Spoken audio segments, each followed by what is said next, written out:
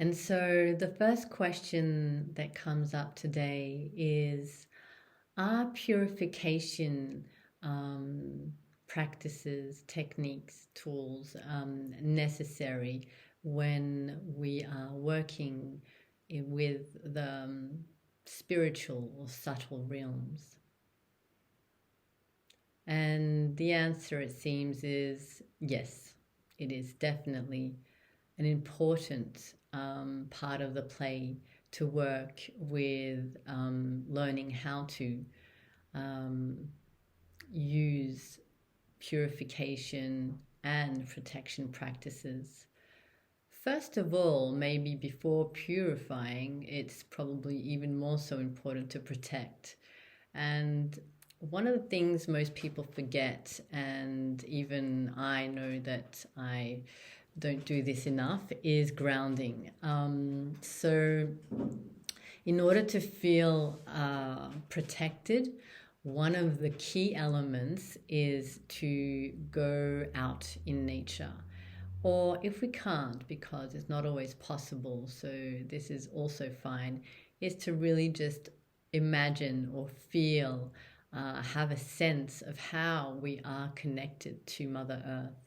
So this can be by visualizing roots coming out of our feet and going out down into the earth, really like becoming a mycelium network where we are connected to everything and especially to the earth. So we have this sense of stability and groundness and just allowing ourselves to be supported by Mother Earth. I think that's one of like the first things we can do when we wake up in the morning, if we are somebody who wants to dive in or that already has spiritual practices, but we feel, and often people who are a little bit like me, I've made this experience, and I can definitely say that being very active in the higher chakras, it's important for me and us people, whatever that means, to really go down back into the earth, into our lower chakras, in order to kind of balance out those hyperactive energies up there, and not kind of like, it's as if we were working up here and then we could like really be able to go out there and everything, but then it's really hard to come back down and we can get a bit lost. So that can be a danger. So I would definitely say ground. If you have the chance, go out in nature, barefoot, put your feet in the earth, and you will feel that connection straight away, of course. Hugging a tree, just such a beautiful,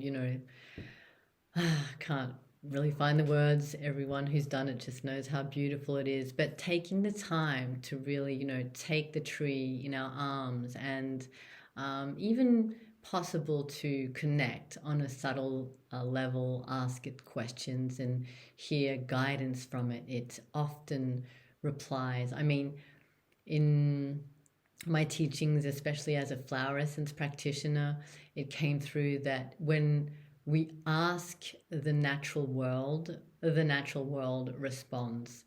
So basically, every time I talked and asked a question to a flower, to a tree, I had it reply to me.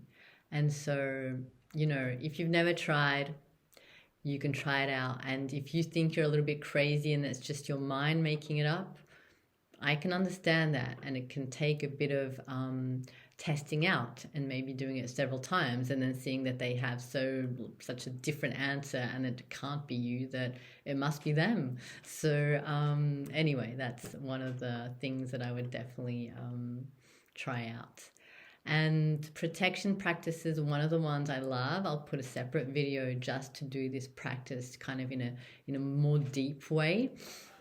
But it is the inner smile practice that I was passed on through the Tao lineage, and it just a word, inner smile. So basically it's like closing my eyes, imagining, that I'm smiling, and I'm also just physically smiling to my whole body, my cells, and imagining this like golden sun. It could be something else, but generally a golden sun showering us with this beautiful sparkly light, and imagining it just showering us and giving us this energy and health and vitality, and thanking all the parts of our bodies for everything it does all the time for us. And that often just allows me to feel kind of surrounded with a bright light, and I kind of imagine even actually 3 layers. And there's this also another technique that's like the 3-layered egg that I got from the Akashic Records book from Ernesto Ortiz. I'll put a link in the chat. And basically it's really imagining whatever colored light you want, because then again you can have a message from the actual color that wants to work with you on a day. Might be different from another day. So but the 3-layered egg is like 3 layers of beautiful light surrounding you and your aura, making a really protective shield around your body in order to go out into the world and feel like, yeah, you can do whatever you want, and that you won't be attacked or whatever. It's a beautiful protective shield. That's what it is. And then, of course, there are the stones. And I've been working with semi-precious stones for a while. And I've had many interactions with not so nice energies. And it took me until not long ago to find probably, I think, one of the most effective protection stones there is. And this is black spinelle. I'll also write that down in the comments, and maybe try and add a little bit of a link to the properties of spinelle, but very, very powerful protective shield that's going to just come over our person if we have spinelle on us. Of course, there are other stones that we know, mostly black stones, so it'll be tourmaline, black tourmaline, because there are other sorts of tourmaline, or shawl it's called also in different languages. Obsidian, different types of obsidians. And again, with protection stones, you kind of need to know what you're protecting yourself from. They don't have the same effects. They don't have the same mission. And again, one thing I forget to do myself, and which I really recommend, if you get a stone, of course, purify it. First of all, you don't know where it's been before and what kind of energy it's come up with. Different, I don't know. I don't want to go into that right now. There are different beliefs around like purifying stones, but like just water, running water, imagining it just releasing all the energies that are no longer needed. Or of course, Palo Santo, sage, anything that makes smoke, fumigation is wonderful. And then you have other ways, clear quartz clusters, and sacred geometry is really great also.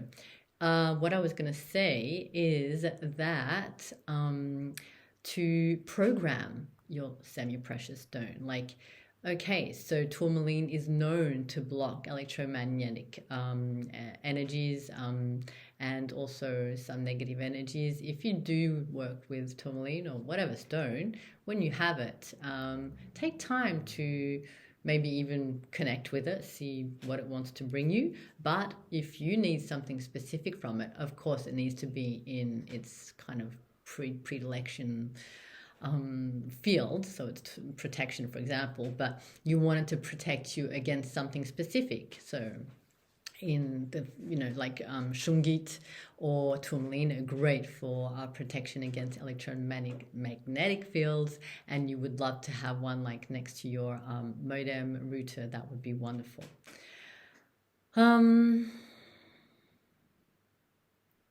I will do a separate video just on the types of herbs we can use for purification, and probably a separate video on the types of semi-precious stones that we can use for protection. It's been really a pleasure to do this video, and I hope you like it. And please feel free to just, put a thumbs up. That's how it works, I think, here on YouTube, or leave a comment, post this, link, copy this link to a friend you might think needs or wants this information. And if you need any clarification, you have any questions, feel free to add them in the chat and I will respond as soon as possible. And in the meantime, sending you lots of love and light and laughter, as my partner would say. Let's fill the world with our unique, vibrant gifts, and sending you so much love.